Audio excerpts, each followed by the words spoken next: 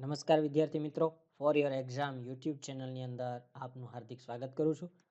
આજે આપણે ધોરણ 10ની નવી બ્લુપ્રિન્ટ વિશે ચર્ચા કરવાના છીએ, જેમાં આજે આપણે વિજ્ઞાન વિષયની બ્લુપ્રિન્ટ વિશે ચર્ચા કરવાના છીએ. જો તમે સામાજિક વિજ્ઞાનના બ્લુપ્રિન્ટની ચર્ચા જોઈ ન હોય તો તમને અત્યારે આઈ બટન ઉપર તેમની લિંક જોવા મળશે. તેના ઉપર ક્લિક કરી અને તમે તે જોઈ શકો છો. તો વિજ્ઞાન વિષયની અંદર કયા પ્રકારની વસ્તુ આવશે તેમના વિશે આજે આપણે ચર્ચા કરીશું. હેતુઓ પ્રમાણે ગુણભાર કઈ રીતે હશે, તો તમને અહીંયા નીચે તે પૂરેપૂરું સમજાવેલું છે. તો તેમાં સૌપ્રથમ તમારા જ્ઞાનની ચકાસણી કરવા માટે 20 માર્કનું ગુણનું તમારે તેમાં ભાર હશે. સમજના પ્રશ્નો જે છે એ 28 ગુણના હશે. ઉપયોજનના પ્રશ્નો 24 ગુણના હશે. ત્યારબાદ ઉચ્ચ વૈચારિક કૌશલ્યમાં સંયોજન અને વિશ્લેષણના 4 માર્ક, અનુમાન અને મૂલ્યાંકન કરીને પ્રશ્નના જવાબ આપવાના હશે, તે 4 માર્ક હશે. અને આમ કરી અને કુલ ગુણ 80 માર્કનું તમારું પ્રશ્નપત્ર હશે.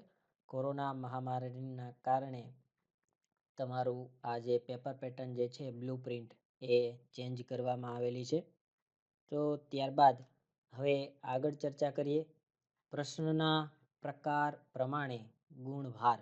તો તેમાં હવે આપણે ચર્ચા કરીએ કઈ રીતનું હશે. તો સૌપ્રથમ આપણે જોઈએ તો હેતુલક્ષી પ્રશ્ન, જેમાં જનરલ વિકલ્પ વિના 24 પ્રશ્નો હશે અને વિકલ્પ સાથે 24 પ્રશ્નો અને તેમના કુલ ગુણ પણ 24 હશે. ત્યારબાદ આગળ જોઈએ તો ટૂંક જવાબી પ્રશ્નની અંદર વિકલ્પ વિના 9 પ્રશ્ન હશે, વિકલ્પ સાથે 12 પ્રશ્ન હશે અને તેમના કુલ ગુણ હશે 18. ત્યારબાદ આગળ જોઈએ તો જેમાં ટૂંક જવાબી પ્રશ્નની અંદર જનરલ વિકલ્પ વિના 6 પ્રશ્ન હશે, જનરલ વિકલ્પ સાથે 9 પ્રશ્ન હશે અને તેમના કુલ ગુણ 18 હશે. ત્યારબાદ આગળ જોઈએ તો તેમની અંદર લાંબા પ્રશ્નો જે તમને પૂછાવાના છે એ વિકલ્પ વિના તમારે 5 છે તે કમ્પલસરી લખવાના છે. વિકલ્પ સાથે તમને 8 આપવામાં આવશે, જેમાં તમારા કુલ ગુણ હશે 20.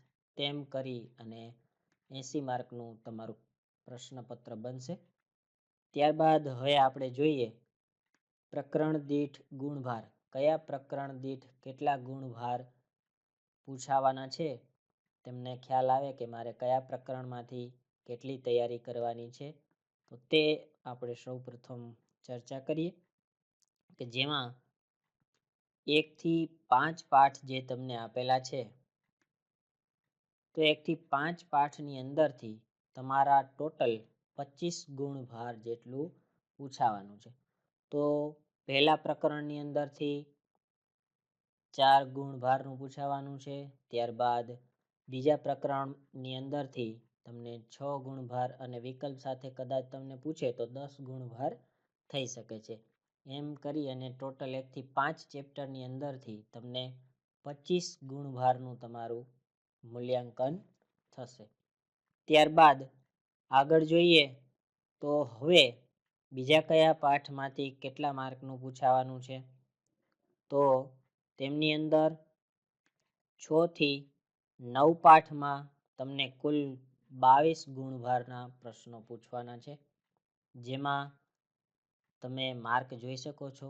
પાઠ 6 ની અંદરથી તમને વિકલ્પ વિના 6 પ્રશ્નો પૂછાઈ શકે છે અથવા વિકલ્પ સાથે તેમના 10 પ્રશ્નો હોઈ શકે છે.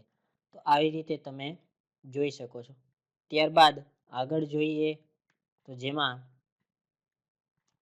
10 અને 11 પ્રકરણ 10 અને 11માંથી તમને 11 માર્કનું પૂછાવાનું છે. ત્યારબાદ પ્રકરણ 12 અને પ્રકરણ 13માંથી તમને 12 માર્કના પ્રશ્ન પૂછાવાના છે. ત્યારબાદ પ્રકરણ 14, 15 અને 16 તેમ કરી અને તે ત્રણેયના ટોટલ થઈ અને 10 માર્કના તેમાંથી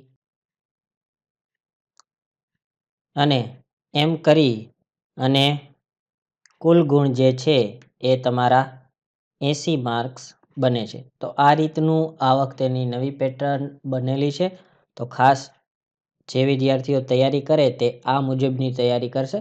વિદ્યાર્થી મિત્રો, વિડીયો ગમ્યો હોય તો લાઈક કરજો અને અમારી યુટ્યુબ ચેનલને સબસ્ક્રાઈબ કરી દેજો, જેથી આવા નવા જે કંઈ પણ શૈક્ષણિકને લગતા અપડેટ્સ આવે તે તમે અમારી યુટ્યુબ ચેનલ પર જોઈ શકશો. આવજો વિદ્યાર્થી મિત્રો.